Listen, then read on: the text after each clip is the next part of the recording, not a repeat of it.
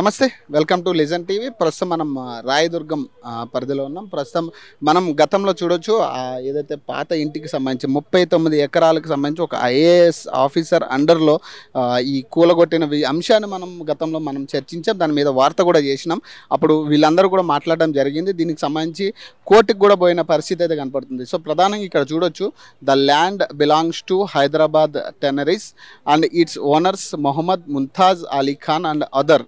ఇక్కడ survey numbers కూడా క్లియర్గా మనకు మెన్షన్ అవుతున్నాయి. సో దీనికి సంబంధించి అంటే ప్రధానంగా ఏదైతే గతంలో వీళ్ళకి సంబంధించి 90 సంవత్సరాలు దగ్గరగా దాదాపు 80 సంవత్సరాల నుంచి వీళ్ళు ఇక్కడే ఉంటున్న పరిస్థితి, వీళ్ళని కక్షపూరితంగానే వీళ్ళు ఖాళీ చేయించిన పరిస్థితి అయితే కనపడుతుంది. మనుషులు ఉండగానే వాటిని బయటికి లాక్కొచ్చి మరి వాటిని పడగొట్టిన పరిస్థితి అయితే కనపడుతుంది. చూడొచ్చు అక్కడ క్రెయిన్లతో కూడా ఇప్పుడు దానికి సంబంధించిన ఏదైతే అక్కడ కూలగొట్టిన విషయాలు ఉన్నాయి ఇవంతా కూడా అక్కడి నుంచి పక్కకి తప్పించే ప్రయత్నం అయితే చేయడం జరుగుతుంది. సో ఇప్పుడు కూడా కొంతమంది అధికారులు కూడా ఇక్కడికి రావడం జరిగింది. లిడ్ క్యాప్ ఓనర్స్ ఏదైతే వీళ్ళ మీద కేసు జరుగుతుందో ఈ లిడ్ క్యాప్ ఓనర్స్కి సంబంధించి కొంతమంది ఇక్కడికి రావడం జరిగింది. దీన్ని హ్యాండ్ వర్క్ చేయాలంటూ కూడా వాళ్ళు మాట్లాడడం జరిగింది. మనం ఒకసారి చూడొచ్చు అక్కడ మొత్తం అధికారులు కూడా ఇక్కడికి వచ్చి వీళ్ళని ఖాళీ చేయించే ప్రయత్నం అయితే చేయడం జరుగుతుంది. ఇప్పుడు ప్రజెంట్ ఇక్కడి నుంచి ఖాళీ చేయాలని కూడా వాళ్ళు చెప్పడం జరుగుతుంది. దీనికి సంబంధించి ప్రధానంగా ఇక్కడ ఓనర్స్ ఎవరైతే ఉన్నారో వాళ్ళు చెప్తున్నారు, ఎట్లాంటి ఆర్డర్స్ లేకుండా, కనీసం ఎట్లాంటి ఆర్డర్స్ కూడా మాకు చూపించకుండా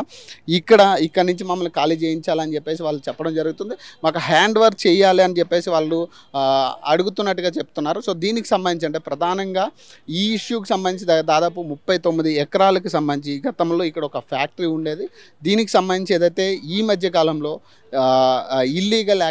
ఇల్లీగల్గా దీన్ని హ్యాండ్ ఓవర్ చేయించుకోవడానికి ఒక ఐఏఎస్ ఆఫీసర్ దీని మీద కొంత అమౌంట్ కూడా వీళ్ళకి చూపించిన పరిస్థితి. వీళ్ళు లేదు మేము ఇవ్వమన్న తర్వాత ఇట్లాంటి ఇష్యూస్ మిమ్మల్ని రోడ్డు మీదకి తీసుకొస్తా ఇట్లాంటి బెదిరింపులు అయితే చేయడం జరిగిందని కూడా వాళ్ళు చెప్పడం జరుగుతుంది.